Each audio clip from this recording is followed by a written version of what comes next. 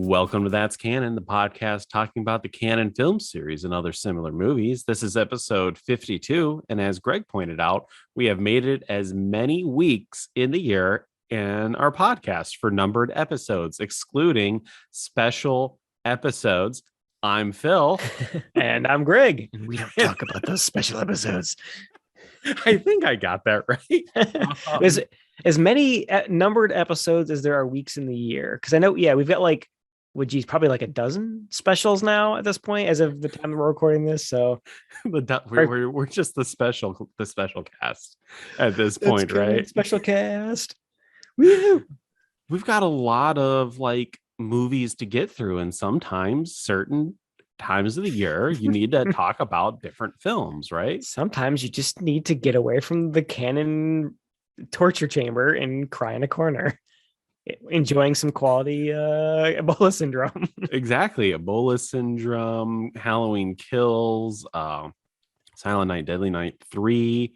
I think all of those are very good reasons to take a break, because every so often you get a movie like Delta Force, and it's a mixed bag. I think Delta Force, which is the movie that we're going to review this week.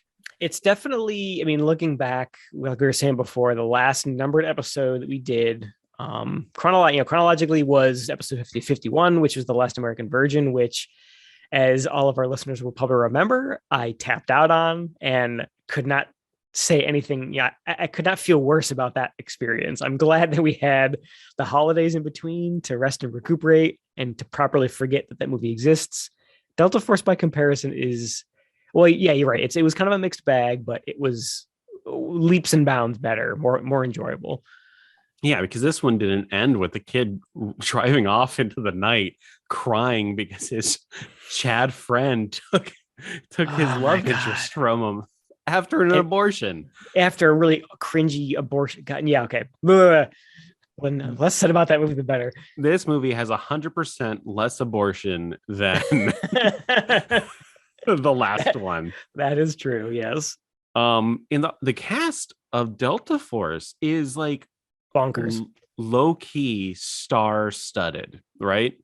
Canon stars for sure. Oh yeah, you have Chuck Norris, Canon, Prince, right? You have Canon Lee royalty. Marvin, who this is his last credited film role. I was going to ask you about that, because he's looking real old in this movie. He's only 63. Yeah, exactly. This dude looks like he's in his 80s. Yeah, maybe it's just the hair, honestly, but just the way he moved too. He still lived a hard life, because he looks like he's about 80. He served in World War II. He left school at 18 to enlist in the Marine Corps. He has a Purple Heart, Navy Commendation Medal, Combat Action Ribbon, World War II Victory Medal, Asian Dude's a real Pacific. life badass. Yeah, the dude did his time, right? And then he became an actor. So I guess I'm not going to say forgive him for looking fucking old as shit in his 60s. He saw some shit, so he aged up pretty quick on that. Yeah, exactly. So, but it is kind of interesting that he was looking so haggard at the end there. But yes, this is his last credited film role. But there's also actors like George Kennedy in this. Kennedy, yeah. Robert Forster as the villain, which we'll get into. Shelley Winters. The adult Wesley Crusher. Did you notice that? He was the kid Delta Force guy, Butch, right? Is that his name? Or Billy? Yeah. Wait, Robert Forster? He was the bad guy in this? Oh, yeah. Robert Forster. Were you doing brownface? Yeah, he was. Dude, I saw his name in the credits and I just figured he was. Who was that? In one of the military scenes, right? Well, where all the generals and shit are. Nope. Oh, no. He was the bad guy. He pulled a Jeanette Goldstein in Aliens and gotten some brown face. And... Oh, no. I'm Googling it now. Oh, no. How did I not notice that? I feel like you didn't notice it. It's almost take this with a grain of salt, but dare I say, like a credit to the actor for as tasteless as the whole setup was, he did kind of disappear into that role pretty well, which you almost have to give him some credit for. I'll say I was gonna actually comment like the villain in this movie did a really great job of making me hate them. Yeah, which is as I think we've talked about that in other episodes too. Like with Ebola syndrome, Anthony Wong, like it takes a rare talent to do a good villain that you just hate and love seeing them get theirs at the end of an action movie. So yeah, credit to him for that. Oh no. Can't Oh, believe that. you jabroni. That's okay. Yeah, we'll Again, get over the that. casting is bonkers. That is insane. I didn't put that together. But yeah, you got Joey Bishop in it, Kim Delaney. You got a lot of classic Hollywood actors, and there was an up and coming actor in this one. I don't know if you've heard of him. His name is Liam Neeson. It kind of rings a bell. He plays uncredited Delta Force member. Okay, so I remember when I was googling this movie, I saw his name near the top of the cast. It's like, wait, he's in this, and it was probably like it probably helped me get through the movie better because I was like constantly looking in the background for him to see where he showed. I didn't spot him. I don't know about you. I assumed he was one of the Delta Force guys, but I couldn't find him. I only found him after the fact, after I googled it. There's a scene where Steve James is it's when they're in their all black uniforms there and they're going through like a cotton field or like a poppy like a Oh, white flower field. He is yeah. literally right behind Steve James. Oh, geez. I guess I wasn't looking that hard then. Your all of your attention is on Steve James and how great he is. Yeah, I guess so. But yeah, so Delta Force is a 1980s action film where Chuck Norris and Lee Marvin have to save a hijacked airplane, but I would say like with a twist. So let's get into it. Yeah. The movie starts and we get the beautiful Canon logo with the sound. And I think we've said in the past, like, does the whole shebang mean that you're going to get a quality product? It, And, yeah, you I know, guess it is a product. What we get is a product. And the movie it is. opens Yes. with literally a bang. Yeah. Exploding helicopters, not in the air, it's on the ground, but it still explodes. It counts. Exactly. And then it's almost immediate. You see Chuck Norris and he's out of military regs. He's got his BDU blouse open. So it's like kind of like billowing in the wind, like a superhero cape. And everyone's headed for the cargo ships. They're gonna get the fuck out of Israel, I believe that they're in. I think it's But Iran. Iran. Yeah, so in like the Iranian desert somewhere. I think if I remember the title card right. But It doesn't matter. Chuck Norris is like, hey, what's his name? It's like, Where's Where's Joe Bucky? Soldier? And they're like, Bucky's in the exploded helicopter, but no one can rescue him because of the fire. And immediately, like, there's a piece of dialogue in the very beginning. It essentially goes, Chuck Norris goes up to Rando. Hey, where's Bucky? And then the guy goes, Bucky, the soldier? Bucky's in the helicopter that's exploded. That's where Bucky's at. And it's kind of like, Does he really repeat his name that many times? he repeats his name multiple times. And it's It's a little off-putting. I don't remember that. infuriating. It's like bad dialogue 101 already. Hey Phil, where's Phil? Phil? Exactly. Like, we got to go get Phil. But so Chuck Norris runs off despite Lee Marvin going like, no, don't do that. This is Leave a direct order. And it sets up one of the shittiest running in quotes gags of the film where Chuck Norris is almost always left behind. But yeah, so Chuck Norris, despite the fact that this helicopter's exploded and is Still everyone's actively like on dying, fire. he saves the guy inside of it with little to no threat to his life Oh, but or he safety. does. There's enough of a threat, Phil, that he needs to take off his shirt He does. so we He can see does. them guns. I will say Chuck Norris is the most awkward action hero in the world in that he has a physique that is obtainable and not that like envious. I'm not No, envious of his physique. he's yeah. I think attainable is a good way to describe it because he's not one of these like ultra jacked guys like Arnold Schwarzenegger in his prime, where it's just like peak bodybuilder. Like you spend your whole life getting to that. He just looks like a regular dude who's in good shape. Yeah. Which thanks movie, I guess. He benches like a solid 220. You can tell that he eats junk food on the weekend to, treat himself. Time for a Chucky treat. Exactly. But so as the cargo ship with all the other Marines or military members are about to fly away, they see Chuck Norris carrying Bucky. Hey, it's Bucky. And they're like, okay, stop the plane. Let's pick them up. Which again is kind of weird because there's no immediate threat to anyone Yeah, why were they like whatsoever. booking it so hard? Like, oh, leave them behind. Like, first of all, where's like they're not being chased or shot at. So what's the ticking clock? And also, for the record, that exploding helicopter, like the flames that were so high that they couldn't get to Bucky.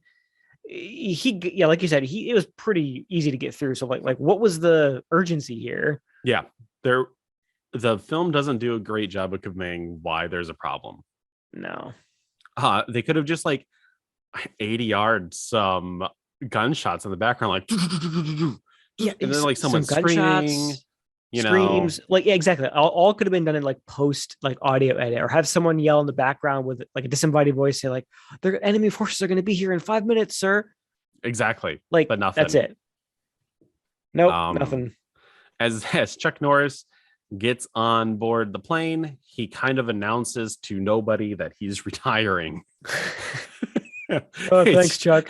He kind of like just declares it. He's like, I'm done with the military. I declare bankruptcy. But boy, oh boy, does that not how the military doesn't work that way. You don't just get up one day and be like, okay, guys, I'm done. I'm retiring. You usually have like a contract assigned to you, so It's a how number long of you have to years. serve. But yep, he's done. I did notice the music is by Alan Silvestri. Did you see that?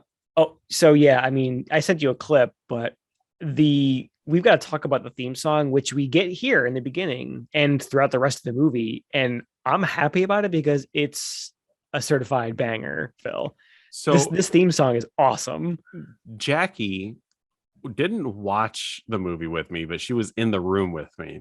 Mm-hmm. And she was like, it sounds like they almost tried to do Radio Gaga by Queen in parts of it.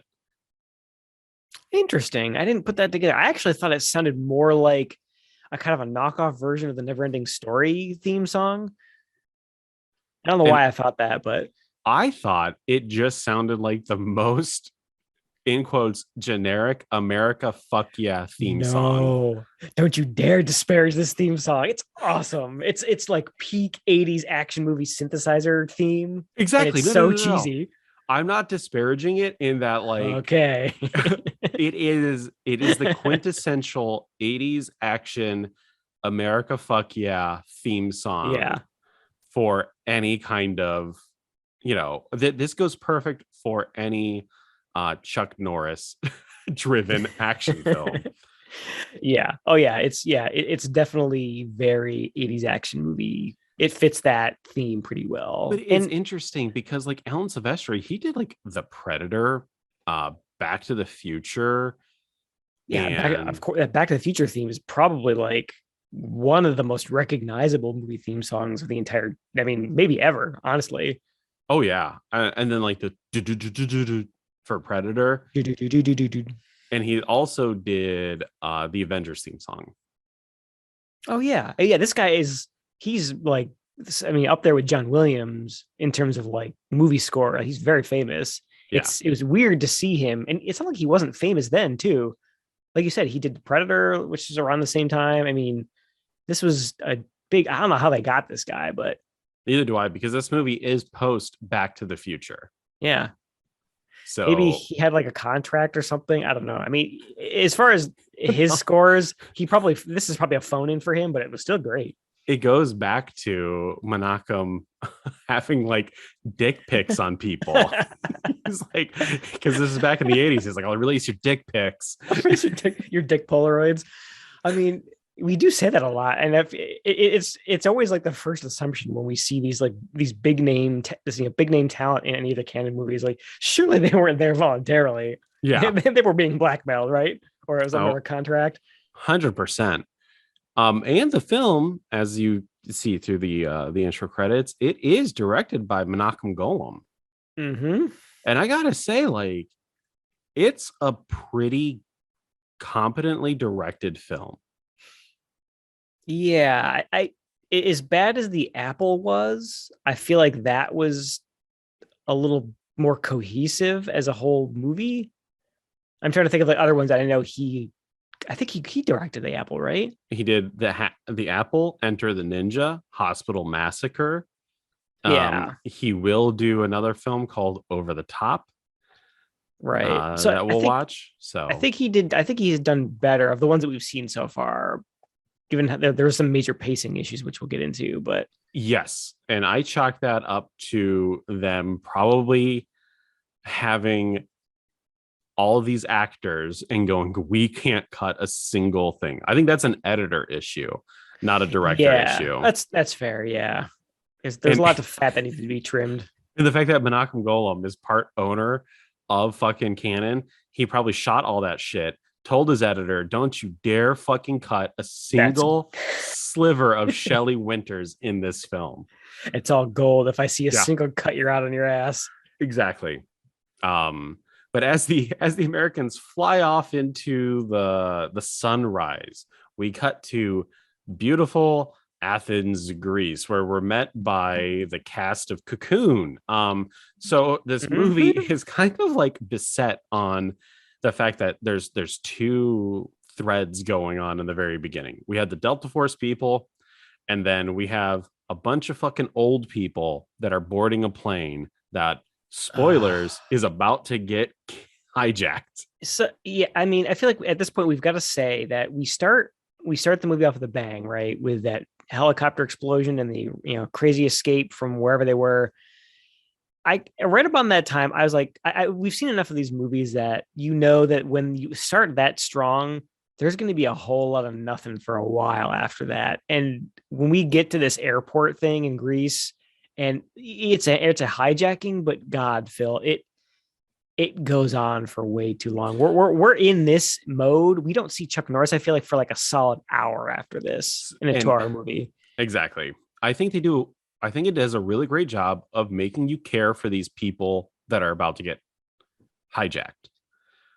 The unfortunate thing is, after a while, the turntables turn, and I'm like, God damn, one of these motherfuckers need to die. Something needs to fucking happen. Exactly. Anyway, yeah, that's to set the tone there for we're gonna be spending a lot of time with these characters.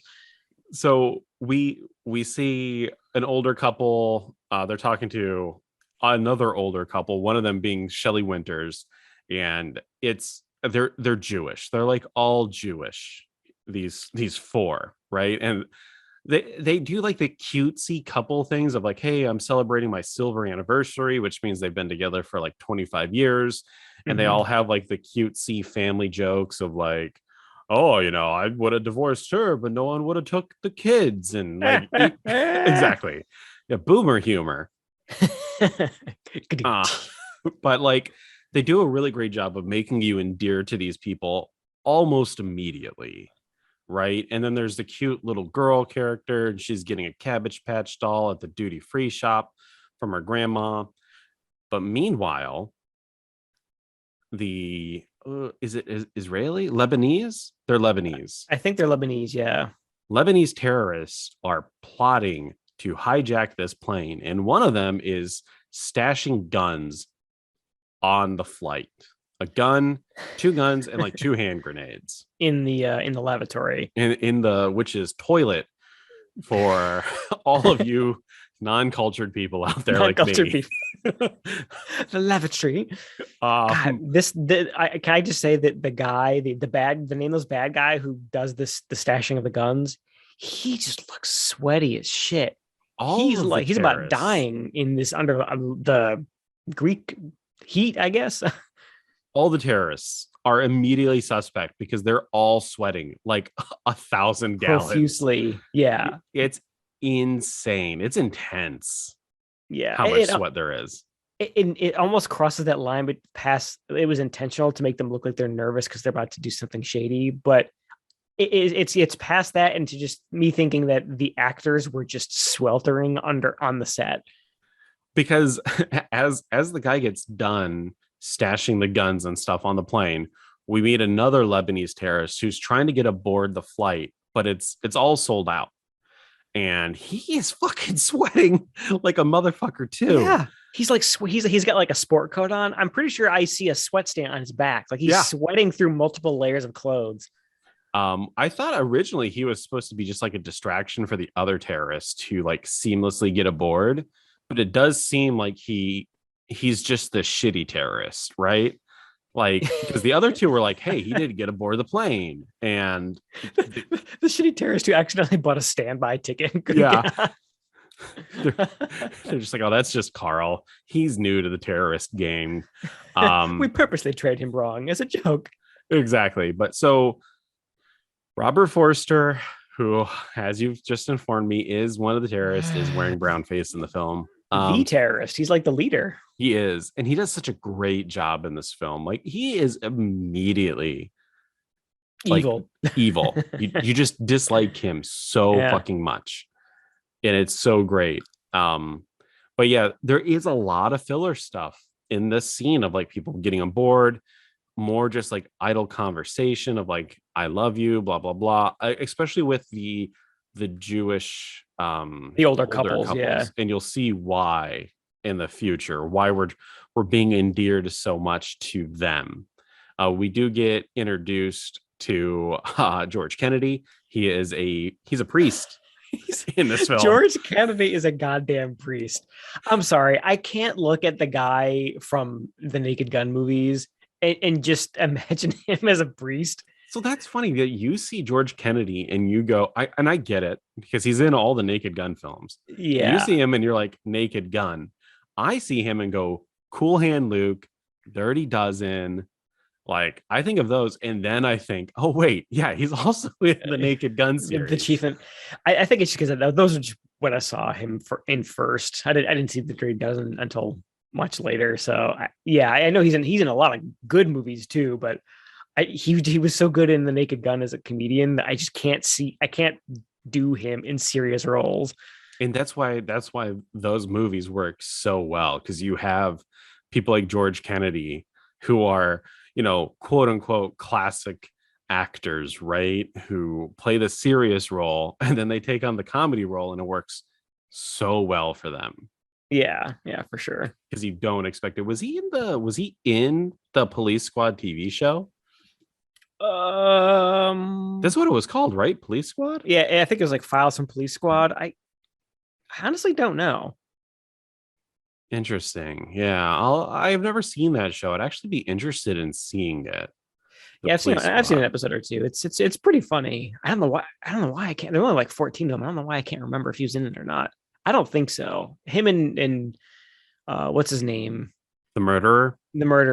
The quote unquote murderer, convicted, alleged murderer. Orange Juice. O.J. Simpson. Yeah. Orange Juice Simpson. I think they were only in the movies. Yeah. Well, I mean, OJ after the movies, he killed, allegedly killed a couple people. Allegedly killed his wife. He killed his wife. Allegedly. Did you know he killed his wife? Allegedly. But, so wow. Again, we're getting introduced to more and more characters, and you kind of get that, as you hinted, that oh no feeling in your stomach of fuck, this is going to be half the movie. We're going to be on the this plane for a goddamn hour. And it's not going to be funny. Like It's not going to be Airplane. funny, or it's exciting, or it's tense, or it's funny, or anything. It's just nothing happens. The funniest part happens pretty early in the hijacking. Again, this isn't a comedy, but there's a blonde-headed kid, and as soon as I saw him, I was like, Greg's gonna fucking this is a part that he's gonna fucking key on, and he's gonna love this part too. So Robert Forster, the terrorist in brownface, is going into the airplane shitter, and he's gathering the guns and all the grenades, the 2 grenades. And this kid, I swear to God, he's either super racist or Batman, right? Oh yeah, because he like before he even goes, like when he gets up to go into the shitter, as you say, to go grab the weapons, like the kid is already given that dude the stink eye. Like, oh yeah, little Kevin McAllister kid knows already some shit's up. Something doesn't smell right. It's like that white guy's in brownface. Is that Robert Forster? What's going on here? Why is he speaking Arabic? I don't know. But the kid is watching this dude like a fucking hawk. And as he sits down, the blonde head kid sees a gun and goes, "Oh shit." Oh my God, Phil. This is I had a lot of trouble picking a quote of the week. So we've got like a 3-way tie this time. This might inch out the other 2 in terms of just the reaction it got from me. I had to pause it because I laughed out loud for probably a couple seconds at least. It's like it's the delivery too. He doesn't yell it. He's just like, ah, shit, Dad.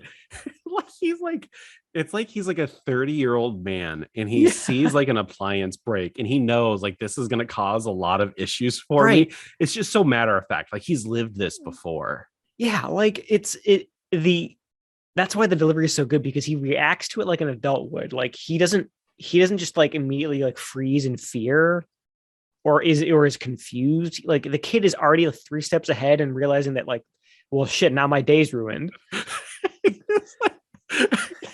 I wanted to watch Ninja Turtles. This guy's gonna hijack the plane. Oh shit. Shit.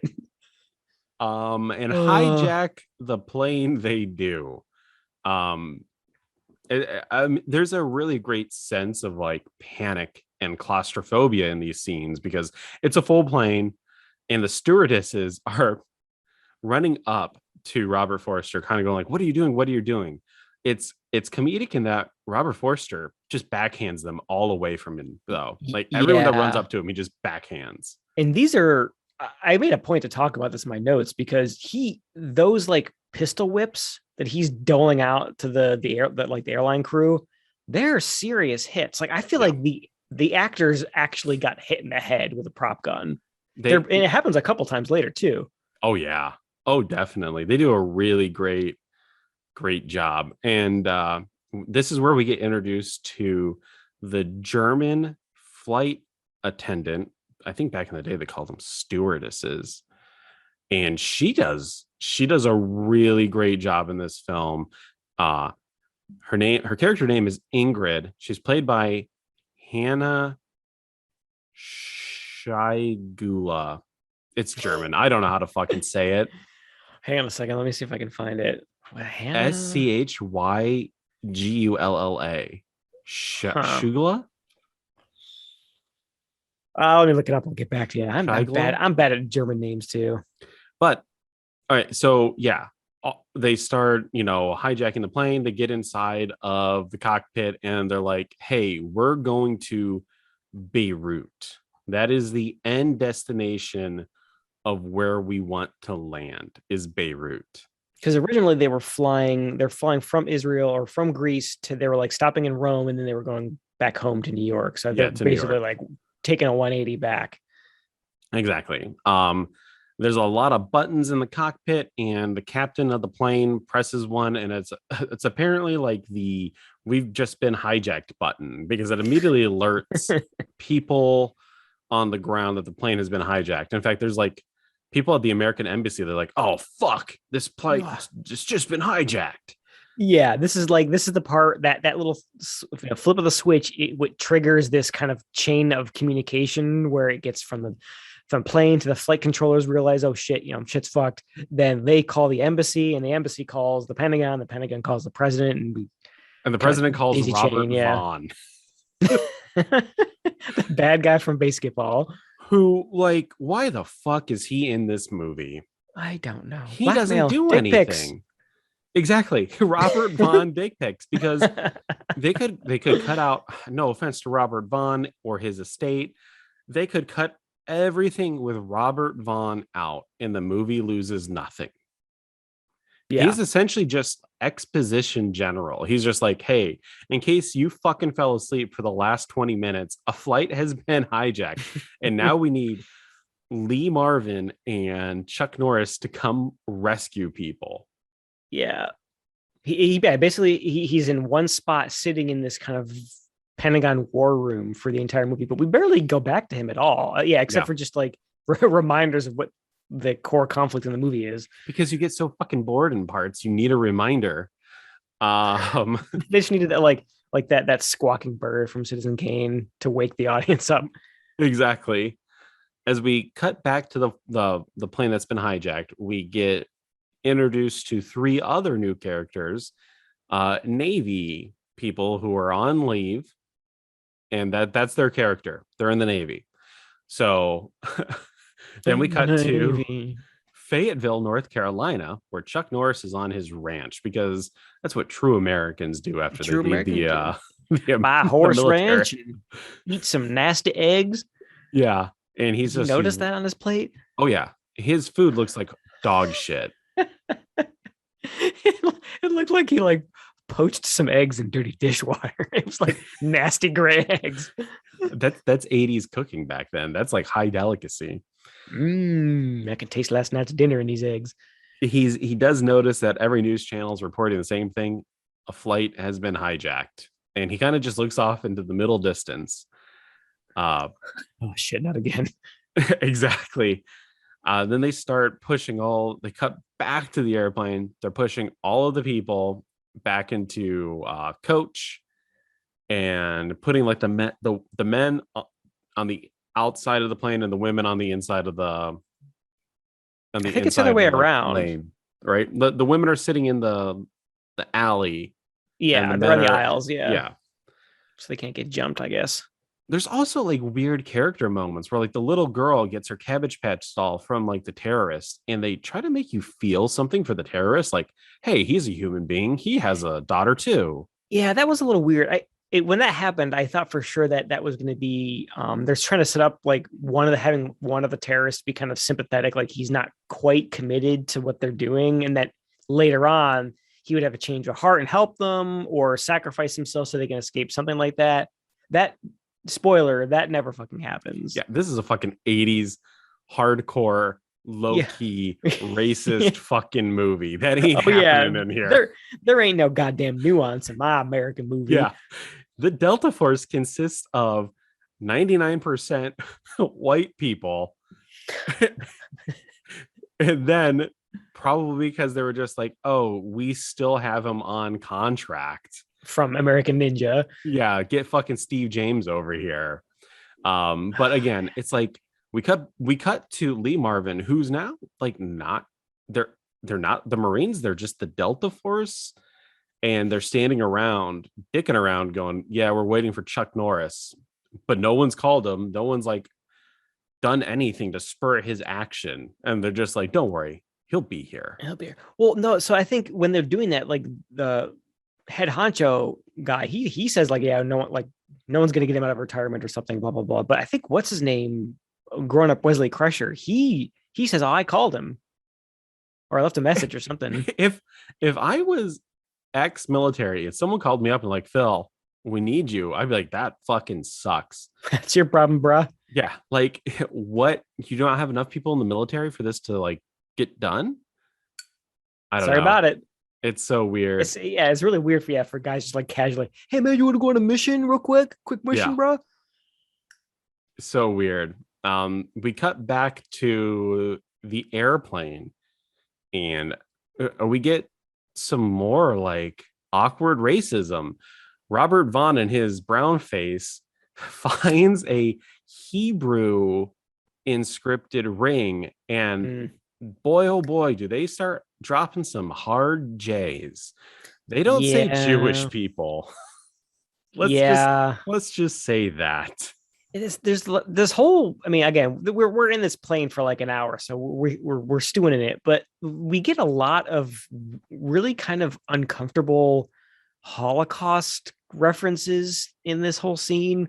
Where once they realize that some of the passengers are Jewish, they start to like cordon them off and separate them from the rest of the group, and they're like calling names. I think we even get a quick shot of the Ernest Someone has the Borgnine fucking lookalike. Yeah, internment yeah, the tattoo. concentration camp, like the number tattoo on his wrist, and it's like why like it's this movie doesn't know what it wants to be right now. Like it suddenly changes from an action movie to this kind of, it tries to be like this political historical like thriller drama or something. It's really uncomfortable and out of place. Yeah, I will say it's totally out of place, but the flight attendant, her big scene worked Oh for me, yeah. where, as you said, the terrorists are going to now separate the Jewish men from everyone else because they're Jewish. And they tell the flight attendant, go through all of the passports and find us all the Jewish people based off of their names. And she's like, she has like this really great breakdown scene. She's like, I can't fucking do that. I'm German. They're going to think of me as like a Nazi if I do this. And Which it is, worked. yeah, I mean, it's kind of, I don't know. It's weird to me that they gave such like a, it's kind of dark. I mean, it's a dark little like monologue to give. I don't know. It was in a vacuum. It was really well acted, but again, it just seems so out of place in this movie. Yes, when you place it on the whole, it's what the fuck? Why is this in here? Why is this But here? Why am why am I feeling these things?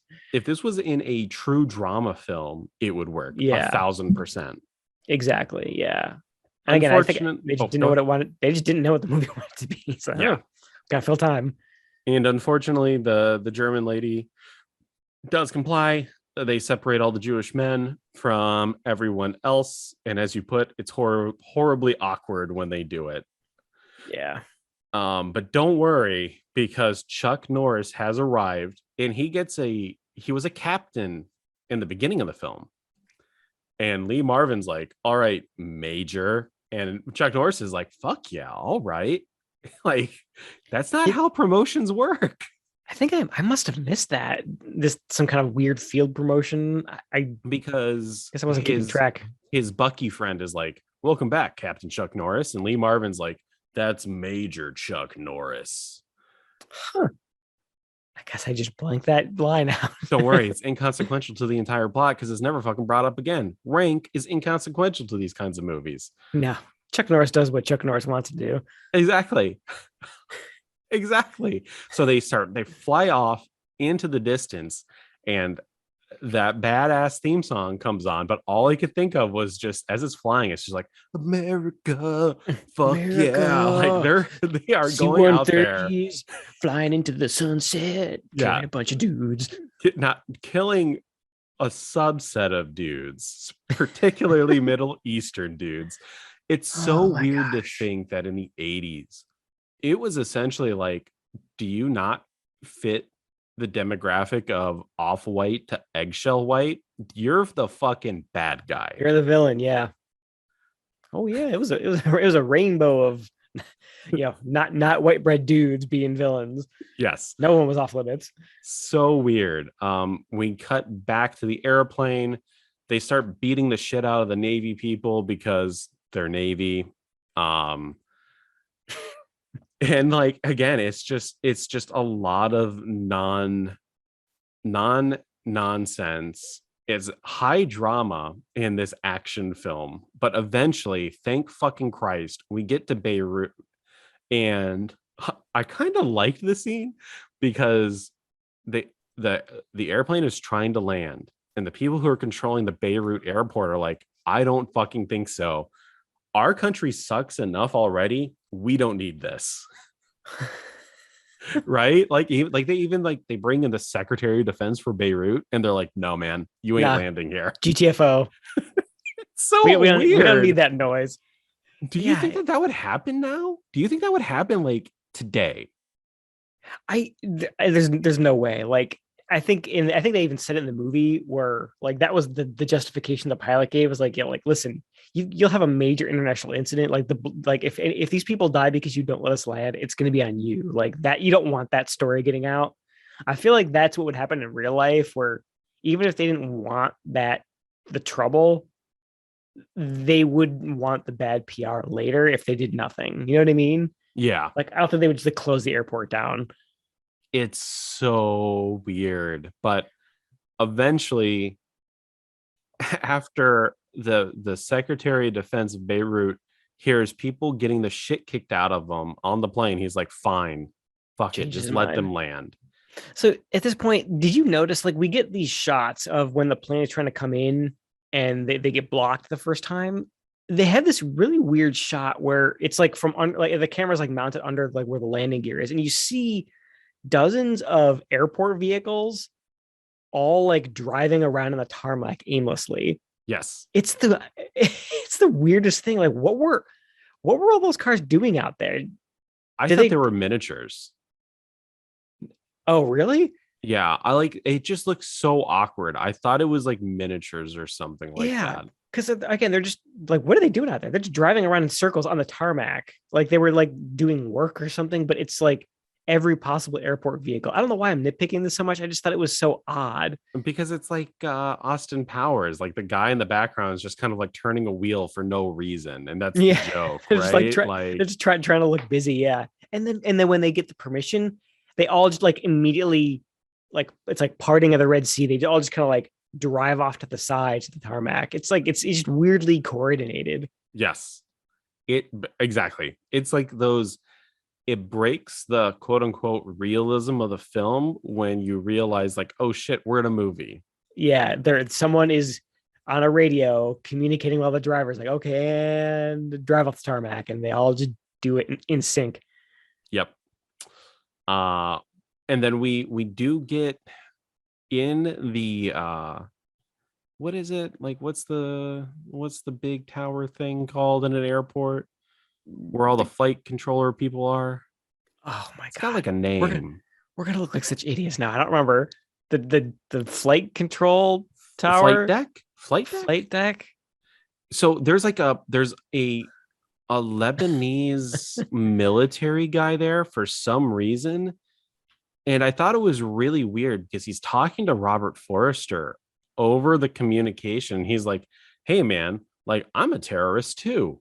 But yet none of the people in the fucking tower like realize this. Like, he's saying, like, straight up, like, I'm a fucking terrorist and Oh yeah, I'm yeah, his on brother. your team. He keeps calling him brother. They're all speaking the same language. I'm pretty sure. Yeah. So are they just kind of taking that in stride? I Hmm. don't know. It that moment, like, it doesn't really go anywhere with it, I thought. But anyways, the plane fucking lands, and you're thinking to yourself, okay, Lee Marvin and fucking Chuck Norris are gonna land in their plane, blow up the other plane, and that's the fucking movie, right? Oh no, no, no. Sweet summer child. There's still an hour and 20 minutes left in this motherfucker. Yeah. So this was the point in the first point in the movie where I was like, I was already, just the gauntlet of air travel that we've gotten so far. I was like, oh my God, surely we're leading up to like the final conflict. And Phil, I moused over the wheel and or the timeline, and I saw that we were only halfway through, barely. Yeah. It was not. I was at a low point right then and there. I I was like, this is a bait and switch operation. This isn't saving the people on the plane anymore. There's gonna be something more to it. And it immediately elevates to like 11 as the terrorists are landed in Beirut. A secret group of terrorists board the plane and they load them on the plane, but meanwhile, they offload all the Jewish men. and they take them to a fucking secret prison. Yeah, I did not see that coming. I thought at this point we were gonna like the airport hijacking was going to be the plot element, but it kind of shifts at this point. Yeah, with when they offload some of those hostages. And this is also the other weird part because we have just spent the last almost 40 minutes with these characters and they're fucking gone pretty much for the rest of the film. They don't do anything. Yeah, I Um, mean, we get no real dialogue with them, even at the end. After when spoilers, they're getting rescued. I mean, they kind of just fade off into nothing. I honestly expected George Kennedy to start fucking greasing people at the end of it. He's like, he's kind of like God forsaken me and I'll forsake you. And he just it's like fucking shooting people. Rips his sleeves off and starts like double handing M16s. Yeah, I don't know. It was Oh kind of man, weird. But again, like a movie is too big when you get introduced to side characters halfway, not even halfway through it, but like now we get introduced to a Roman Catholic priest. like a Greek Orthodox priest. Yeah. And again, we don't get too much with him. We just know that people are loading the Jewish people in his basement. Essentially, it's He's kind of like weird. he's a he's like a spy or something for some intelligence agency. So like that's how the Americans know what the hell's going on because Yep. he's got like that. We see him kind of like looking out the window at what's going on. Like they're leading the hostages into the secret prison, and then he goes downstairs to like the confessional booth, and there's like a little secret encrypted radio in there that he's kind of like sending messages on. Yep. Very, It's very interesting in my airplane hijacking movie. Wasn't expecting that. but Spy priests. it's been 30 minutes, Greg. It's time for Robert Vaughn to show back up and kind of summarize everything you just saw, where he's like, okay, they took we didn't see them take the Jewish people off, but now they're flying to a different location. So you guys, the Delta Force, need to go there. So they're about to get redirected to a different location. And then I kind of sat there for a second. I paused the film and I was like, this seems very familiar. I've heard of this actually. And Hmm. that brings me to TWA Flight 847. It was a flight from Cairo to San Diego en route to Athens, Rome, Boston, Los Angeles, and it was hijacked.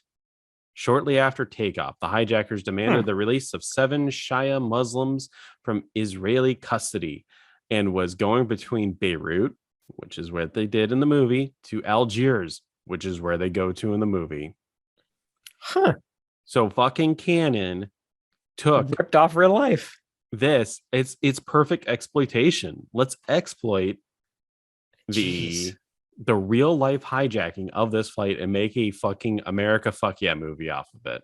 That's a really good way to describe it. Like that's like the practically definition of that kind of movie. Like, so did that actually happen in real life around this time? Like, was it like a year before the movie came out, or was it kind of a 19 coincidence? June 14th, 1985, and Delta Force came out in 86. 1986. The So movie yeah. is a direct ripoff of real life. So I could see Menachem Golem seeing this on the fucking news and just start writing a movie off of it. that actually seems like it explains a lot because I always like at the end of this movie, I felt like the air almost even though you think that that's what the movie's going to be about, by the end, the airport hijackings doesn't play in at all. It almost seems like they rewrote the movie to include an airline hijacking in the middle. Yeah. I think you're onto something there, The detective. real world hijacking took place over the course of 2 fucking weeks, Greg, Ooh. of this plane going back and forth between Beirut and Algiers, And they were refueling it. refueling it. Yeah. What a miserable Uh, experience. yeah. And if you actually read what kind of happened in it, not the fact that they offloaded people and shit like that, but like some of the people who, well, just keep in mind that this happened in real life. So let's go back to the movie. As they get told that they're going to get offloaded in Algiers, everyone in the fucking cargo plane starts loading their guns and like attaching their silencers and shit like that. Get ready for the action scene, boys. Pretty much. Lee Marvin is going, okay, guys, you're all going to be dressed up as airport crew members, and none of you are going to do anything until I tell you to do it. And I'm waiting for Robert Vaughn on this tiny little phone to tell me what to do. And Robert Vaughn's waiting for the president to tell him what to do. And the president's waiting for someone else, the lizard people who secretly control the government. Yes, the mole people. So everyone gets dispatched out. They know what their assignments are, and the Terrys are about to let all the women and children go. So all the time that you spend up getting to know this German flight attendant and Shelley Winters, they're fucking gone from the movie. You don't see them again. Fucking forget about them. Mm-hmm. I think we get that one debriefing scene with the flight attendant where she's like, I'm not a Nazi. I'm not a Nazi. Also, there are like way more terrorists on board. You should probably worry about that. Exactly. The Delta Force does not know that the terrorists secretly snuck more terrorists on this flight. Yeah, they thought there was only 2. Now there's like 12. And they have like AK-47s. Right. So at that point, they're like staged. They're about to like be a go on this ambush on the plane. And right when the stewardess says, "Hey, like there's more dudes on the plane you got to worry about," they scrub our action scene. Phil, they scrub it. Yep. And Lee Marvin gets in his like MP car and screeches out to the tarmac. Sirens blazing.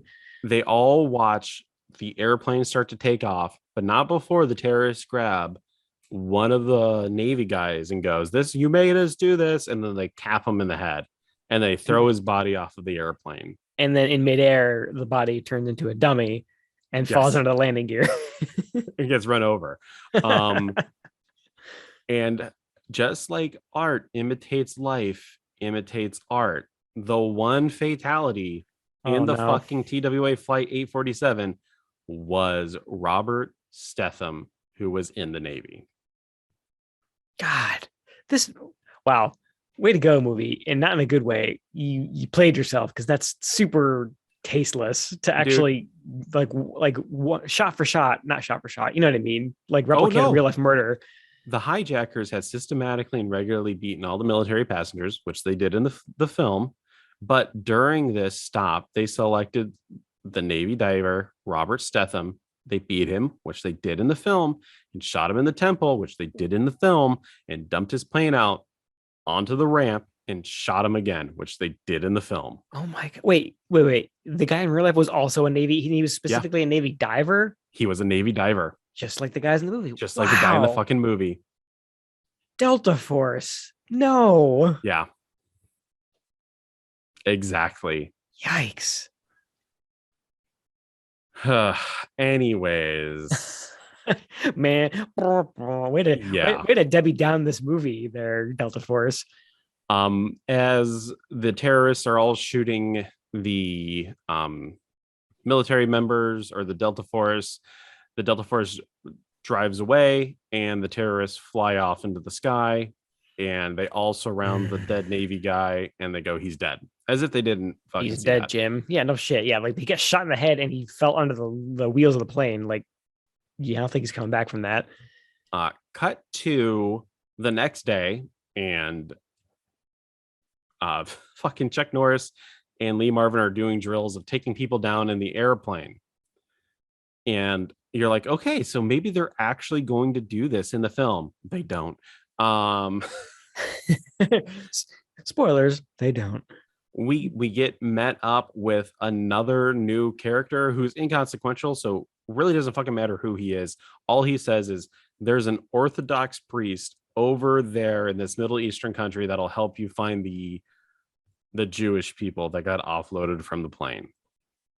And we'll show you where the other male passengers are being held. Because essentially this plane now is empty, except for the fucking pilots and the terrorists. Yeah, I'm trying to think through. I don't have a really great memory of how and when all of the hostages were deplaned. They don't show it.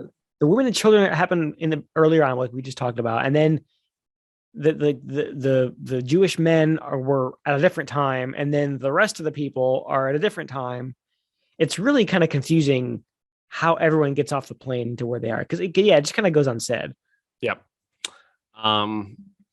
So we meet up with the priest, and there's like some conversation with the terrorists where they show like the Navy people like, hey, we killed your friend, and they're upset reasonably. But yeah, it's kind of weird. We get this really awkward scene where the pilot is giving a news conference while he's being held under gunpoint. Yeah, he's like, it's so just to set the stage here, they've got the plane while it's being refueled. They've got it parked out on the tarmac, and there's reporters at like a certain distance away from the plane, and they're screaming questions at the plane, and the pilot is yelling out the window with a gun to his head responses to the reporters' questions. He's like giving an interview, like a press conference. It's so weird. Yeah. And yeah, I don't know. So then Chuck Norris and his buddy, well, again, we'll just call him Bucky. They go to the Orthodox priests under the guise of being Canadians for CBC TV. Which again, who the fuck cares? It doesn't matter. It doesn't. Yeah, they're not in disguise very long, even though we get to hear Chuck Norris speak a little bit of French. Exactly. Good. He does a pretty good job. Yeah. We are the priest is essentially taking Chuck Norris and his buddy in the priest mobile, pointing at buildings and going, terrorists. Those are terrorists over there. And those kids on the playground, terrorists. Exactly. And dogs in the street, terrorists. The priest immediately gets fucking kidnapped and pushed off a balcony as he screams like, run, Chuck Norris, run.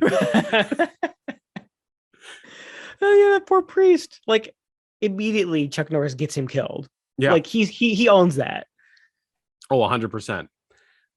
Thus ensues a chase to like the America Fuck Yeah theme song. Yeah. Of Alan Silvestri through the streets of Beirut or wherever they're at. I think it's Beirut. And it's just like the Uzi must have been the fucking boner gun for people to use in the 80s. I don't understand it. Everyone's got an Uzi. It doesn't seem like that's standard issue for these kinds of missions. It's or not at all. I mean, this is actually a really good action like chase gunfight scene through these streets. Get some good explosions, some good like gun battles. I think Chuck Norris like leans out of the car and is shooting at him, and yes, jeeps go in the air, and it's actually shot and edited pretty well. And yeah, we get more of that awesome theme song while we're doing it. Right before the chase started, though, Chuck Norris is loading his Uzi. I don't know if you noticed this. As he's loading the magazine into the Uzi, he has his finger on the trigger, and the barrel of the gun is pointed directly on the back of his buddy's head. I didn't notice that. Yeah. Oh, so, Chuck Norris, no. Anyways, like you said, yeah, it's a pretty good scene, and like it keeps the action high. There's explosions, the car crashes, and stuff like that. I thought it was. Oh, go ahead. I was just gonna say, like, honestly, at this point in the movie, we've had like an hour of nothing but uncomfortable or boring scenes of air travel and hostage taking. I would have taken any action scene at this point. Like Chuck Norris just picking his nose to the theme song. Oh yeah, I would have taken it over that more of that plain nonsense. So it delivered. It kind of woke me up a little bit, which is nice. As the chase scene ends, the car, the priest mobile is fucked, and Chuck Norris is like, "We're gonna need a new car," and they look up and they just see some poor Middle Eastern guy changing a tire, and I'm like, this is why they fucking hate us, because you went up there and you fucking carjacked that guy. And they didn't even have the dignity to show a scene of them taking the car. They just, Bucky looks up, is like, no, I think we got another ride. And then they just have the car. Yeah, exactly. Yeah, like they carjacked that poor dude.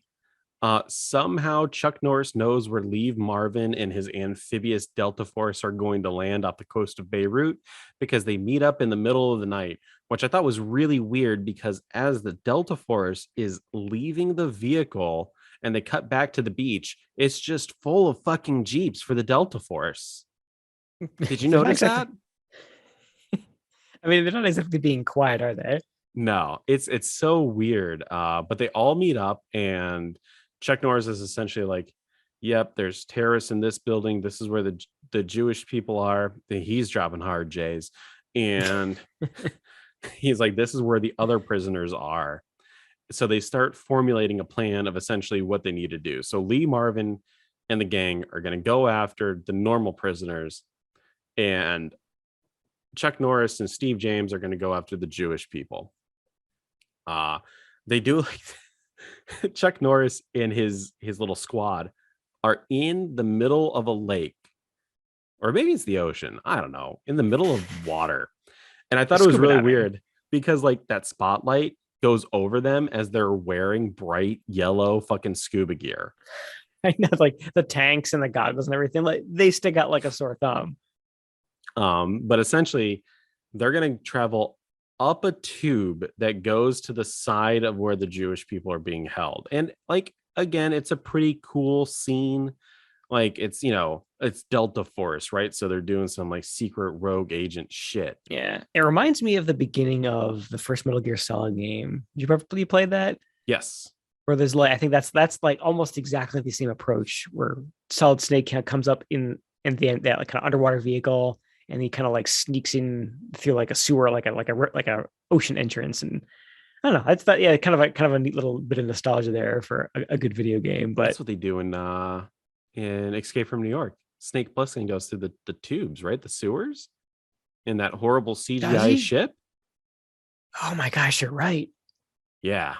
Fuck yeah. Oh, So, anyways, no Escape from LA. Oh, the Delta Force, they effortlessly infiltrate the area where the prisoners are being held. And again, like, because it's Chuck Norris, everything is done with ease. And they find the spot where the prisoners are at and they assembled like this scaffolding. And then they open up like wax paper and and cinnamon sticks fall out. cinnamon sticks. I thought it was little poopies. little turds. I thought it was like kind of like a little sack of shit. But it's You like boys want some plastic. shit jerky before we get going? It reminded me of the poopy from Always Sunny when someone like who pooped the bed. Those little prop shits. Yeah, Yeah. Which I was like, I thought that too. They like unrolled them like cigars almost. It's like, what the hell are those things? And then they start like rolling them between their hands. And I was warming like, up the poopies. but it's plastic explosive, apparently. Who knew? And again, like they use no pun intended, a shit ton of these plastic explosives to blow out like maybe 2 inches of concrete. So, Phil, if I'm sneaking into some place and I'm trying to get some hostages out with minimal casualties and minimal fuss, I feel like setting up like a plastic explosive ring directly underneath where the hostages are being held is probably not the right choice. Not Am I only crazy? Craig, is it right next to where the hostages are? But if you looked at the scene of where they physically are, it's next to like support beams and like concrete cylinders. They are totally fucking the integrity of this building up Oh my right god. now. You're 100% right. We need to put a video on our channel where we like right when they're about to hit detonate it, and then just like splice in some like building demolition footage. The entire building coming down, because that's It's exactly what would happen. This is Delta Force. Shouldn't they be going in there with like knives and like slitting throats and fucking people up differently? Yeah, like they spent all the effort to sneak in up to this point. Why are they going in like, explosives blazing? It's so weird. It's Uh, so weird because as soon as they ignite the plastic explosive, it turns into a generic 80s action shoot 'em up film. And boy, does it deliver, because It does. as logically stupid as it is, I loved every minute of it. Because the next 40 minutes is pure testosterone, like just finishing all over the face of this movie. Chuck Norris and his Delta Force squad members, for some reason, put on ecto goggles from Ghostbusters. I'm pretty sure they're supposed to be night vision goggles. But again, why the fuck would they need it? Because it's everything is perfectly lit. And if anything, they should have needed it all for the actions leading up to what they were doing right now. You don't put that shit on before you set off giant bright explosions that are just gonna like blow out the lenses in those things anyway. Yeah. But anyways, whatever, don't think about it. They fucking blow those little poopies up, and immediately the Delta Force like goes through the hole and starts shooting people. Now, that's rock. Exactly. It was just like aliens. And it's exactly like aliens, because did you notice there was like a fucking terrorist like hanging to the side of the wall at one point? He was just like, there's like there's these like support beams, and there was a fucking terrorist just hanging on the side of one like a fucking xenomorph alien. Hey man, it's an 80s action movie. You gotta have bad guys creepy crawling out of the woodwork, out of pipes, out of roof ducts, anywhere they can get to. They got to be creeping and crawling around so that they can be blown up appropriately. And sure, I'll take it. It's so weird. And there we go. There's my print screen button. But yeah. So again, Chuck Norris, they start fucking ripping everyone apart. And ass. Again, what's crazy is they get through the hole, they immediately take off the fucking night vision goggles. Yeah. As Chuck Norris is checking the terrorist camp for more Terrys, he sees a bed. And like any logical motherfucker, he goes over to it, lifts up the mattress. And again, this is like something, this is kind of weird. The person underneath the mattress is one of the terrorists that were in the airplane. He was like the quote unquote nice terrorist to the little girl. Wait, I thought the under the bed guy was the one who couldn't get on the plane. He was like pissed off because he had a standby ticket. Okay, so it's one of the airplane terrorists. One of those guys. Doesn't matter. You get no satisfying death. Chuck Norris just fucking greases him immediately with his Uzi, and he says, "Sleep tight, sucker." What the fuck? Okay, so let's backtrack a little bit to some other Chuck Norris movies. He is. I know we've talked about this in other episodes. He's notoriously bad at delivering one-liners. This might be one of his better ones. Maybe his best of the ones that we've seen so far, because it does two things that a good action movie one-liner needs to do. One, it needs to be appropriate to the situation. It's got to comment on some part of the setting or something that was a callback to something that was said before. He just shot him under a bed, sleep tight, check. But also, it's just got to be delivered. It just has to sound cool and delivered properly. And Chuck Norris is bad at delivery, but he actually does this one okay, I think. Let's hear it again. Sleep tight, sucker. It's okay. So good. I love it. It's good. It's good. But it is like, the line is, I guess it is perfect for Delta Force because it's B-level writing. It is Menachem Golem going like, this is fucking great, because he's one of the writers American of this film. So exactly, he's like, they find a terrorist under the bed. What do they say? Sleep tight. Sleep tight, sucker. Yeah, you're right. It's not good in terms of all action movie history. But for this movie, it fits this movie perfectly, and is actually like, it didn't make me roll my eyes. If I was making the top 100 best one-liners of action films, this would be 101. So what's the best one? I think for me, it would be Arnold Schwarzenegger in Predator, when he throws the knife at the guy and pins him to the wall, and he says, "Stick around." Dude, I was about to fucking say that one too. Oh yeah, we're on the same page. Best, easily. It's that or when he launches the fucking pipe in Commando at the one guy and he's like, let off some steam. Some steam. See, like those are cheesy too. I feel like this one it's up there in the cheese level as those two. Not quite as good. I think were those. This movie's so fucking awkward. You just like went Yeah. through an hour of like third party guilt of them taking these Jewish people, selectively the Jewish people, and treating them more like shit. And now super uncomfortable. It just a good one-liner seems out of place now.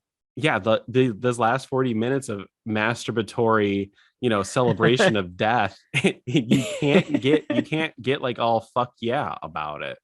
Yeah, not when you've just experienced all that we've just experienced. So it does kind of take the wind out of the action movie sales a little bit. Because I mean, there was no like, thunderclap moment of Chuck Norris giving someone a high five and biceps rippling. Muscle mass alone from Dylan, you son of a bitch. Exactly. They're trying to do that in the last 40 minutes. But anyways, so yeah, he does fucking immediately blow this guy up with his Uzi. Meanwhile, there's more assault. Lee Marvin, he does action, but since he's older, he's definitely relegated to standing still action. Standing still and firing rocket launchers at bad guy jeeps. But again, like it's America, fuck yeah, because not only do you have like four-wheelers blowing people up, but you have god damn it, motorcycles with missiles. Did you almost forget the word motorcycle? I did.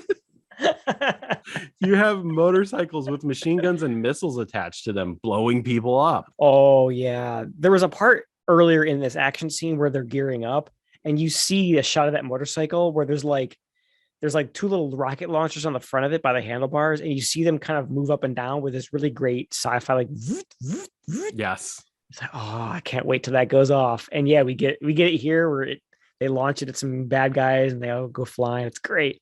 It is quote unquote great. If the movie didn't have all the high drama in the beginning, this part would be hands down way awesome. Better.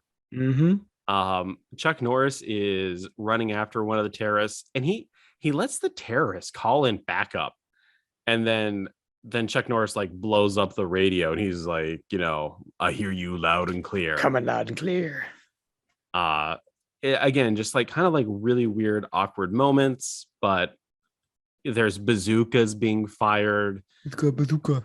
At one point, Chuck Norris grabs Lee Marvin's like, Chuck Norris, get your fucking ass down here. And Chuck Norris grabs a hold of a wire, zips himself down while shooting terrorists. That may be the most 80s action movie thing that I've ever seen in an actual movie. Like that wasn't just a spoof of 80s action movies. Chuck Norris ziplining down from a second-story balcony, gunning down terrorists while he does it in midair. It's just great. It's so fucking weird. Again, just America fuck yeah moments, dude. Yeah. Yeah. So that's probably something that Chuck Norris that was like his idea too. Oh yeah. He's like, I need some. I wonder if this is post Tango and Cash, because Stallone does that in the film. They do like a zip line move in it. They probably they're like, we need our Tango and Cash moment.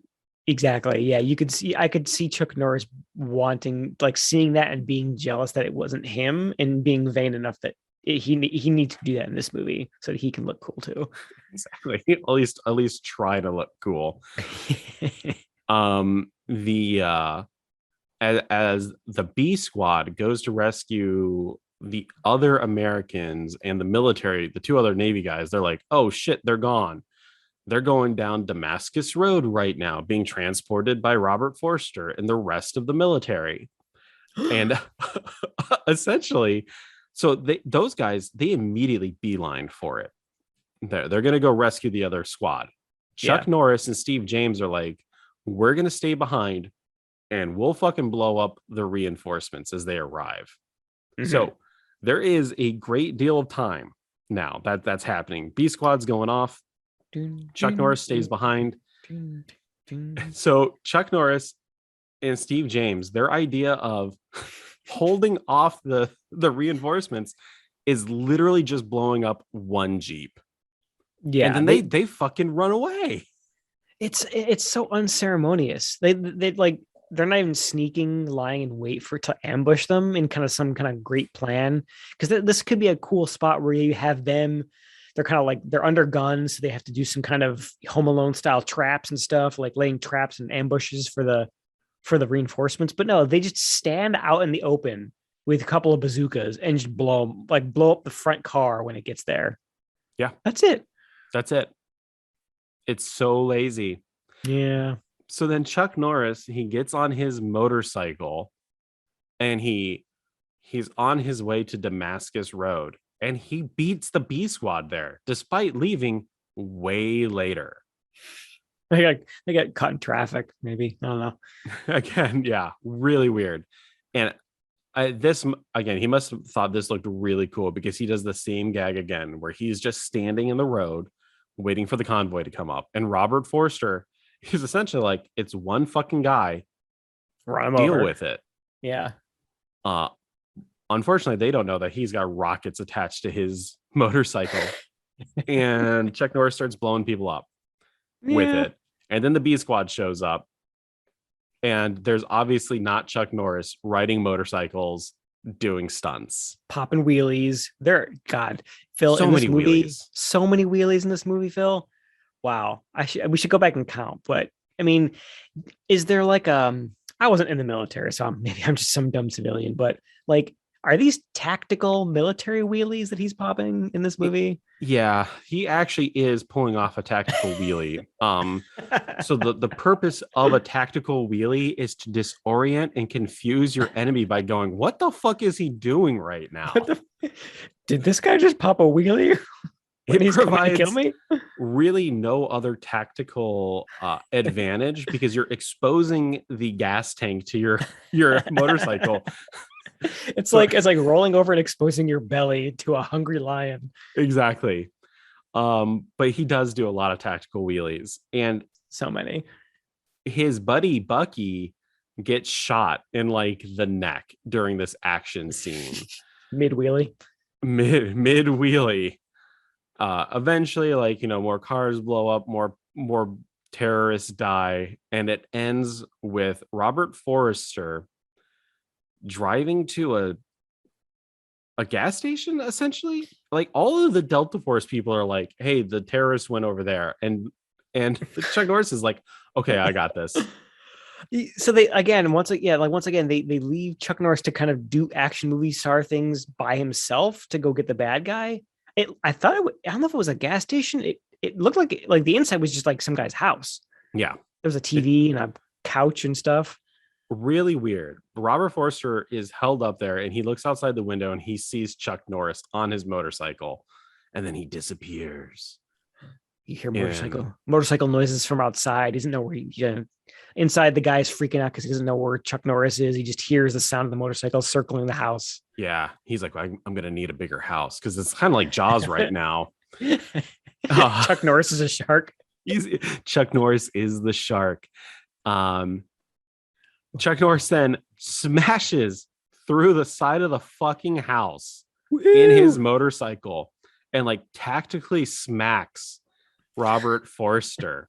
And they have the world's shittiest hand-to-hand combat scene because Robert Forster is not an action man. No. And there's like, not only is the fighting choreography awkward, but there's no music or any kind of entertaining sound going on to kind of pump up the adrenaline level. It just kind of feels flat. And because it's so one-sided, this ultimate badass terrorist is now beaten down to simp level where he's just like he's like, ooh, Chuck Norris, like, let me see your toes. Like, it's so it's so god damn it. What's the word that I'm looking for? It's like unsatisfactory, Yeah, right? you expect your big bad evil guy to have a really cool face off with your hero at the end. He's like he's the boss battle in a video game. He's supposed to be the hardest, biggest threat to the hero. But yeah, Chuck Norris just kind of mops the floor with him, and Yeah. it's an unceremonious way to end the bad guy's run on the movie. You do that to all the goons leading up to Robert Forster. But Robert Forster needs to pose a threat. Yeah, dude, you could just swap him in with a martial arts pro. Yeah. Chuck Norris can fight. Have them do a karate battle in the house. Anything, something. Have this guy be a threat in some way. But he's dispatched so easily and then he's blown up by the magical motorcycle. The rear rocket launchers. Yeah. Essentially, he farts on Robert Forster and he kills does. him. His motorcycle shits on his car and it explodes. And Phil, I swear, I thought it was such like a hand wavy end to the main bad guy that I thought for sure that we were going to get a Jason Voorhees moment at the end where he comes back and he's all like a burnt up freak and he surprises you at the end and they have to shoot him again to kind of kill him. Spoilers that no, he's dead. He's just dead. But yet there's still 20 fucking minutes left in this movie. Yeah. The rest of the movie is pretty much them. Oh, okay. Again, I did the same thing. I forgot that there's a fucking airplane with pilots that are still. Oh yeah, those guys. So this is the part where we see Liam Neeson because they're cut through the chain link fence, and as they're walking towards the plane, we see Liam Neeson, and this is probably where he gets inspiration for Taken because he's like, we're badasses, we're gonna kill a whole bunch of people, but Lee Marvin and Steve James dispatch pretty much everyone with the greatest of ease, and again, like because it happens so quickly. And because there's little to no threat or like challenge, it's so unsatisfying when they're like, hey, you're the pilots. We're going back to America, baby. Oh my God. Yeah. So this is where the other quote of the week, the third and final quote of the week comes in, which it kind of stinks because a lot of these quotes were either the audio was really bad or they're basically being whispered. So in this case, as they're about to leave, something really great happens. One of the army guys starts handing out beers, Budweisers, the king of beers. And he's handing out beers and he's like, yeah, okay, yeah, pass these around, guys. Yeah, there's more where this came from. And in the background, there's lots of like chatter and cheering and stuff. And I kind of did a double take because I thought I heard something weird and funny. And so I rewound it a little bit. And sure enough, in the background, one of the extras you just hear one of them say, America, beer. That's what America's all about. They should have just thrown like hamburgers at them too. I know. Got some fucking cheeseburgers for you guys. Woo! I listened to it 5 or 6 times. We'll play it a couple times here.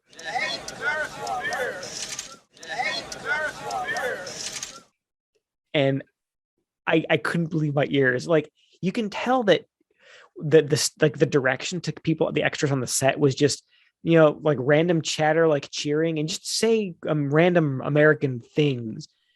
And some idiot thought it was a good idea to just say America, beer. Oh my God. It's so fucking lazy. So lazy. It's the weirdest thing I've ever heard from like a background character ever. Oh my gosh.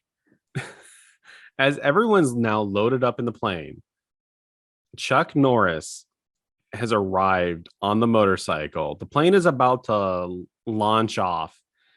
Lee Marvin's essentially like, oh, fuck, Chuck Norris. Okay, put a rope out the door of the plane.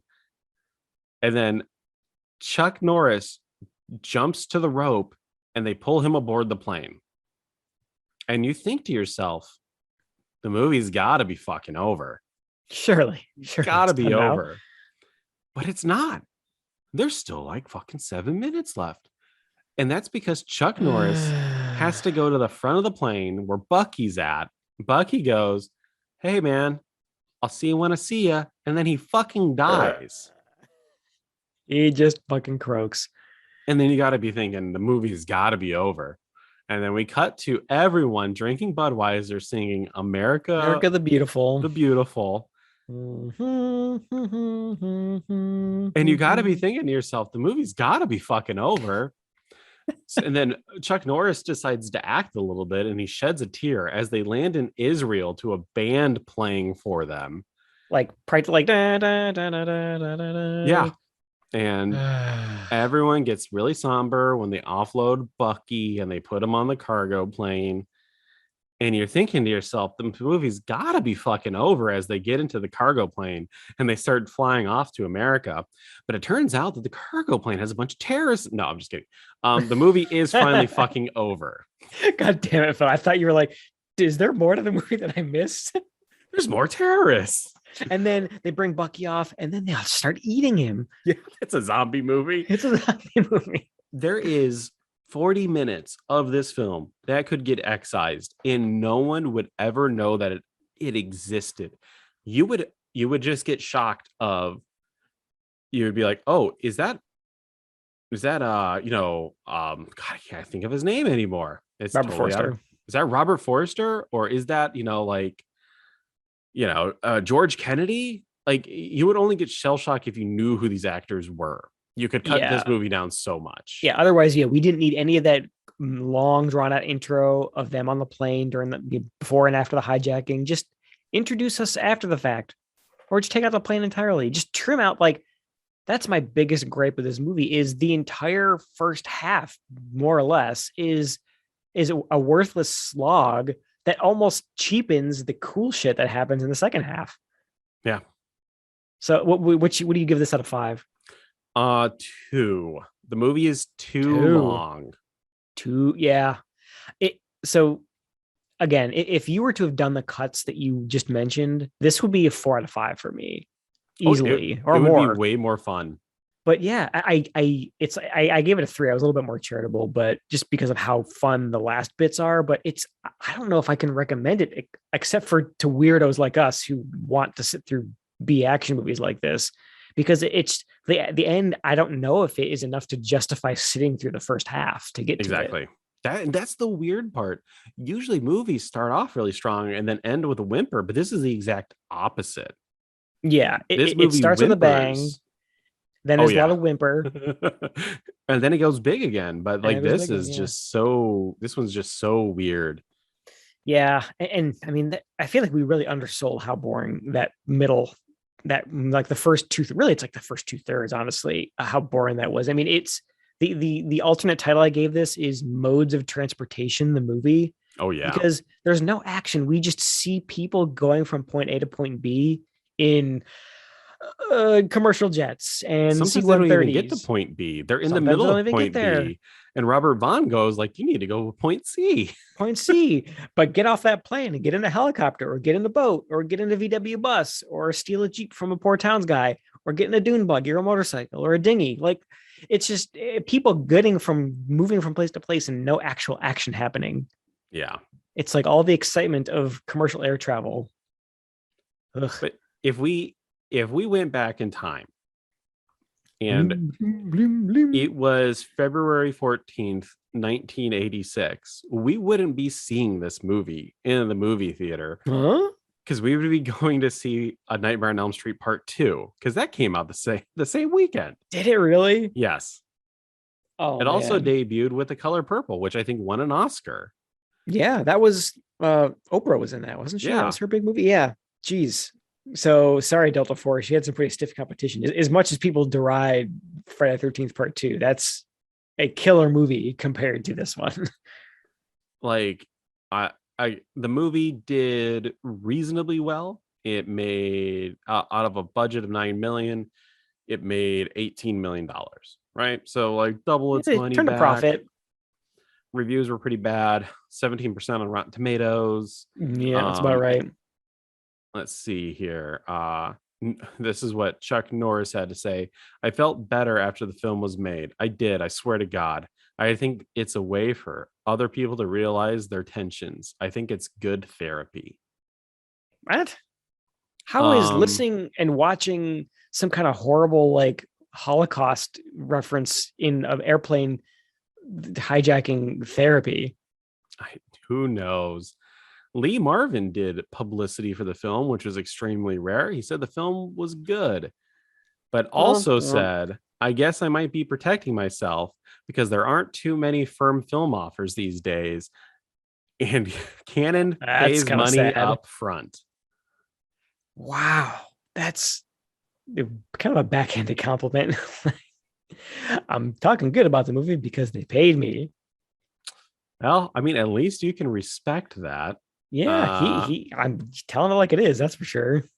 the film did go on to spawn two other sequels. One of them, the direct sequel, Delta Force 2, The Colombian Connection, does star Chuck Norris, but it was released by MGM after the fall of Canon in 1990. And then Delta Force 3, The Killing Game, doesn't star Chuck Norris, but rather Mike Norris, his brother. Wait, wasn't Mike Norris in one of the Missing in Action movies? I think that was Aaron Norris. Are there how many freaking Norrises are there? The Norris dynasty, I think, consisted of three, Dynasty. but really only anyone cares about Chuck. Yeah, Aaron Norris was in Missing in Action. Oh, okay. Gotcha. Yep. That is Delta Force. So how do you think this stacks up? Speaking of Missing in Action, how do you think this stacks up to the other Chuck Norris movies we watched so far? Two Better. Missing in Actions in Invasion USA better? I think this one is definitely way better. I think like at least the story of it's better, right? I think like the Yeah. Missing in Action 2, the beginning, the villain was amazing Awesome. and the Yeah. end fight was awesome. Yeah. That's kind of what I was thinking too. Is I think this, I don't know if it's necessarily better than Missing in Action Part 2. It's because it's such a different kind of movie, but I think it's on par with that. Like it's definitely better than Missing in Action Part 1 and Invasion USA. Yeah. Like the end of Delta Force kind of say like if it weren't for the end, it would be way deep in the bottom. But I think the end kind of salvages it a little bit, so it's kind of it's up there. Yep. That's That's the Delta old Force. Delta Force. How many? So what other Chuck Norris movies do we have? Because I feel like at this point we've seen the big ones now, haven't we? So we definitely seen, I think we have another Braddock film. There is a Missing in Action 3. Delta Force is definitely one of his big ones, but he has another series of movies too. I can't think of what it's called right now. Lone Wolf and McQuaid. I don't think those are canon films though. Yeah, that doesn't ring a bell to me. You said he's in Delta Force 2, but I don't know, that's not a canon movie.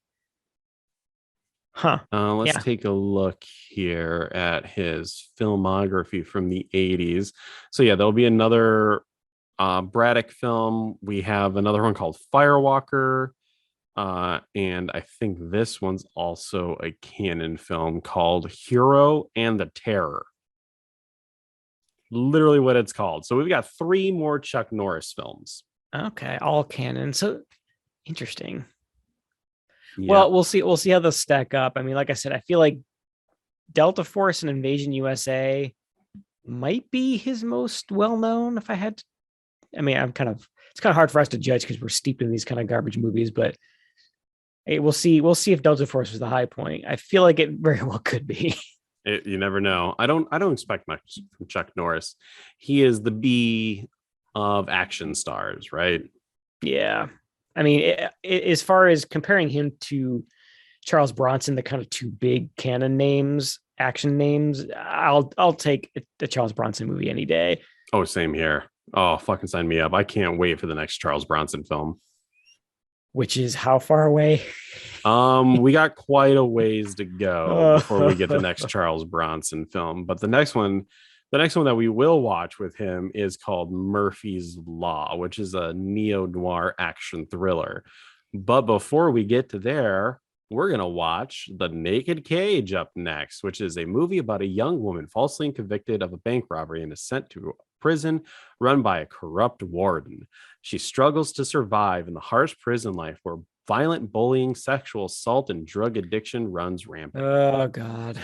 It's a woman in film or in prison Woman- film. Gee, so what's that Netflix show that was really popular? It was a good show. What the hell is the name? Orange is the New Black. Yes.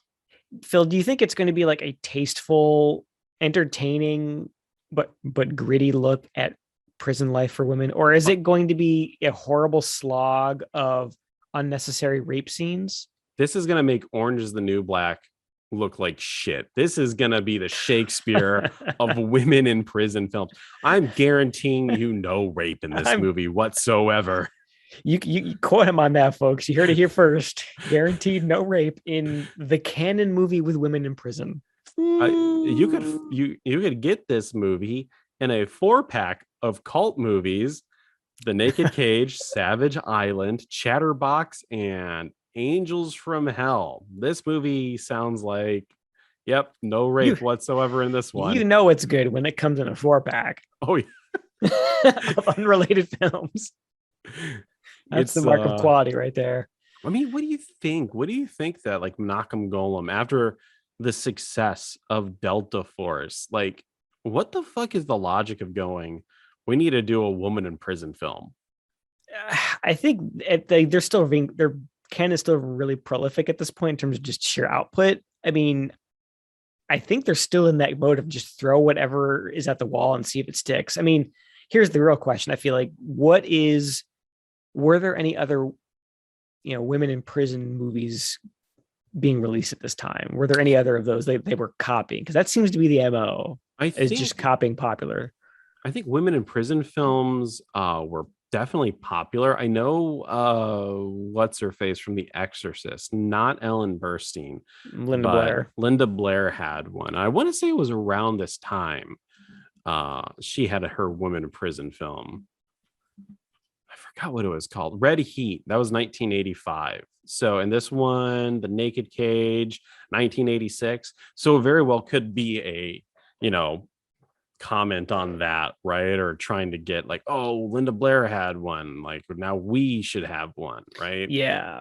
That's if I were a betting man, that's where my money would be, was that there was just some other moderately popular, well thought of movie that was similar that they were just copying. It seems awfully specific for them to just come up with it out of nowhere. Let's see here. In the 80s, according to Wikipedia, there was The Concrete Jungle, Chained Heat, Cell Block Sister, Caged Heat, Bad Girls Dormitory, Under Lock and Key, Caged Fear. So all those around the same time. So yeah, The Naked Cage was definitely trying to cheese off of that. I mean, it's right up their alley. They can immediately see where they can shove in gratuitous nudity and rape scenes and drug use, and yeah, it fits their bill. So we'll see what we get. Yes, we will. We're going to watch it on Tubi as well because the movie is insanely overpriced on Amazon. So we're going to watch it for free. Ads. Are you going to pay to watch this movie? You're gonna go to Daily Motion and type in. I'm sorely tempted because I don't want to pay for it, but I also don't want to have to sit through the same Toyota commercial 10 times. What's worse, paying for a movie or seeing ads for a movie or during a movie? God, going out and taking a walk.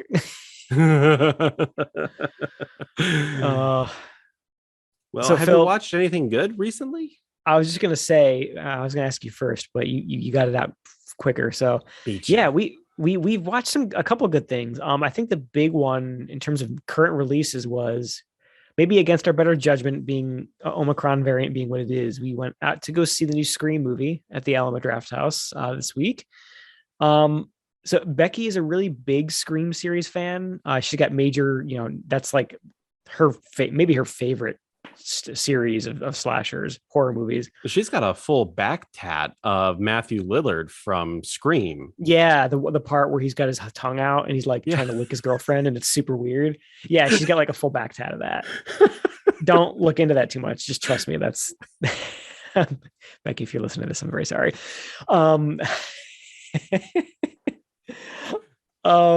Yeah, so yeah, we went to go see that. It was pretty good. Like I said, she's more into that series than I am, but I've seen the first one a couple times.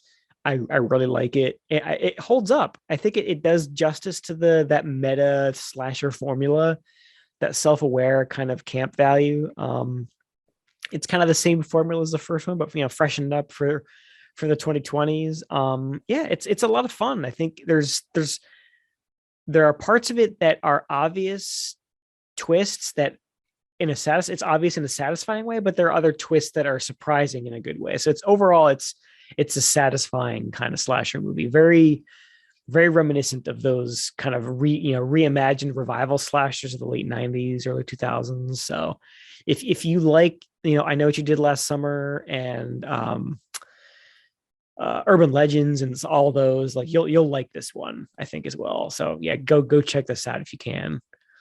I think the other notable one that I watched was a movie called Censor, which was a 2021 release. I don't know what the original production company was, but I know that Vinegar Syndrome Pictures, their kind of new distribution arm or production arm, did a release of this on Blu-ray, and so I picked that up, and that's also really good. Phil, I'm sure you've got a copy of it too, since you're a subscriber, but it's a really good kind of stylish, in terms of audio and visuals, a kind of 80s throwback. It's about a British film censor during like the video nasty era, and she's forced to watch all these like horrible, super violent, gruesome films and make cuts and stuff, and she starts to become really unhinged, and there's a lot of like mixing of reality and fantasy, and you're not sure what's real and what's in her head, and it's just really, really good, kind of stylish, kind of emotional roller coaster. And yeah, definitely check that out too. Nice. It's good to What hear. you got going on? I do have that one. Let's see here. Yeah. Last night I rewatched Willow with the family. Willow. They enjoyed it. They said that it was a little bit too long, and that they were fans of Legend more than Willow, which okay, I can get that. Yeah.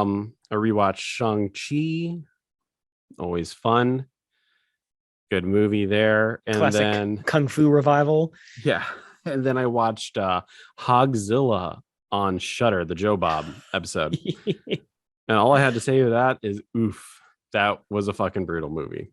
Had you not seen that when it aired, that episode? I must have fallen asleep during it. Oh yeah. Yeah, that was, if it wasn't for the commentary, it would have been hard to get through just watching it. Yeah. It was Hogzilla. exactly Hogzilla. Yeah. But yeah, I mean, those are pretty much it. I think I already talked about Tiger Claws from Vinegar Syndrome and stuff like that. So I think got some good stuff going on. But yeah, that's the episode. Pretty fun. We had some laughs, we had some cringe, and I was gonna say lots of discomfort to go with that enjoyment, but it was good. I'll take bad action movies any day of the week over boner comedies. So coming from Last American Virgin again, I'm happy. It was a solid step up. Well, eventually we're gonna get back to Fast Times, but I'm excited to see some women in prison. What an interesting quote for our listeners to take out of context. There we go. Phil likes women in prison. Spread the word. Cancel George Jetson. Cancel George. All right. Well, if you like what you're hearing, go ahead, like, subscribe, comment wherever you can. You can find us on all the major platforms. We're on TikTok at That's Canon Podcast. We're on Instagram at That's Canon. And you can find us on YouTube at That's Canon. And remember, since we said it, that's canon.